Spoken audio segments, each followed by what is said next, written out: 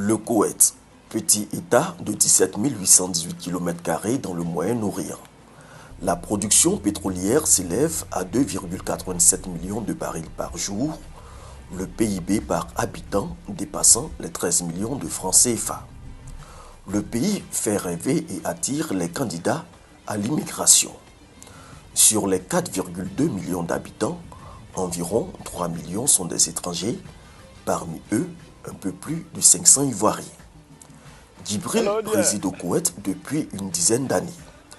Après plusieurs séjours passés dans ce pays, il décide de s'y installer en 2008. Il travaille dans le domaine de la maintenance électronique. Il faut dire que j'avais été logé une fois dans un hôtel où ils avaient un problème technique. Donc j'étais là et comme il n'y avait pas de technicien pour régler le problème, c'était dans la chambre où j'étais. Et moi j'ai réglé le problème. Donc après ça, ça a surpris le gérant. Et je lui ai dit non, je suis technicien, que c'est mon domaine d'activité. Et c'est comme ça finalement on a pris contact, quoi. L'entreprise emploie environ 750 agents, tous des étrangers, qui essaient d'attirer au Koweït leurs compatriotes restés au pays. Quand on sait qu'il y a un poste qui est vacant, ou bien quand il y a une demande, on essaie d'expliquer au pays, par exemple. Si on a quelqu'un sur la place qui peut faire le boulot, il vient et puis le fait. Plusieurs Ivoiriens ont immigré au Koweït par ce système d'entraide. Au quartier Gabriela, nous rencontrons Rachel. Bonjour, c'est le salon de coiffure pour femmes. Les femmes koweïtiennes aiment beaucoup se rendre belles, mettre vernis, elles mettent même les extensions, les perruques et des tissages aussi.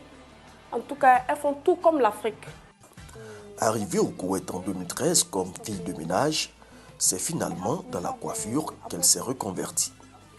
Quand tu viens en tant qu'une coiffeuse, c'est très bien, je ne peux pas le mentir, c'est très bien. Puis ça paye très bien aussi. Nous retrouvons Djibril à sa descente du boulot.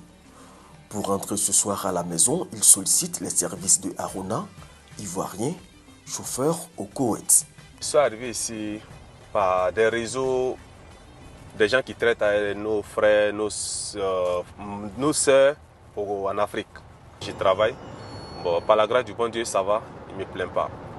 Toutefois, cette insertion ne s'est pas faite sans douleur. Ici, avant de venir, nos frères ou ceux qui traitent avec des Arabes qui sont au pays ne disent pas la vérité aux gens. Tu vois.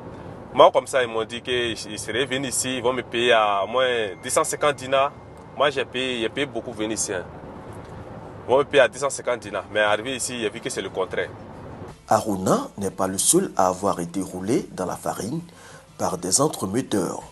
Pour preuve, Djibril héberge chez lui des Ivoiriennes en situation de difficulté. Malheureusement, elles n'ont pas pu bien s'entendre avec leurs différents patrons. Et puis, par personne interposée, d'autres ont eu mon contact.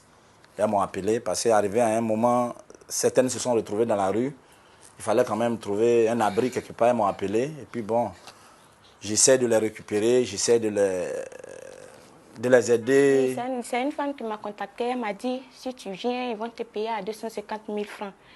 Donc, moi aussi, j'ai pris courage. Je suis venue ici. J'ai vu que ce n'était pas la vérité. On me payait à 170 dinars, ça ne vaut même pas 150 000. Je ne sais pas pour les autres, mais vraiment, je ne me sens pas en l'aise ici. Vraiment, je ne me sens pas en l'aise.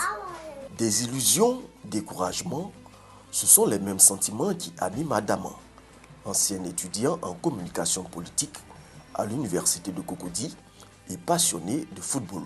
J'ai pris mon vol au Mali et on est rentré ici aux environs de 3 h du matin. Le monsieur qui est venu nous chercher nous a dit qu'on doit travailler dans un jardin. Moi j'ai dit quoi? Il dit oui. Qu'est-ce qu'on t'a dit au pays?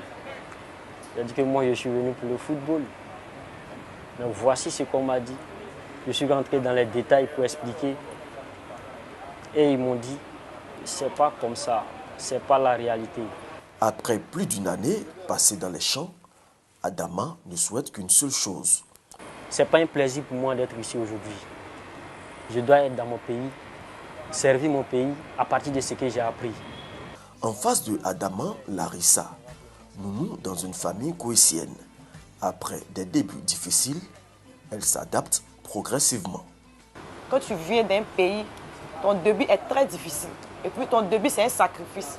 Au fur et à mesure que tu fais les 2 mois, les 3 mois, les 4 mois, tu commences à t'habituer et puis mais ça passe. Larissa entend vivre son rêve coïssien jusqu'au bout. Si je m'occupe bien des enfants, je vais m'attendre avec cette famille. Donc j'ai pris les enfants comme mes enfants.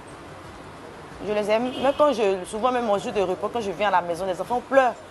Je m'en sors bien et puis ça passe.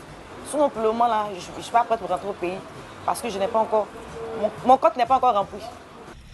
À quelques encablures de là, nous retrouvons un footballeur professionnel ivoirien, Djouma Saïd. Lui a une intégration plus que réussie. Fer de lance du club Al Kuwait, ce soir il joue contre l'équipe Kadissia où évolue un autre Ivoirien.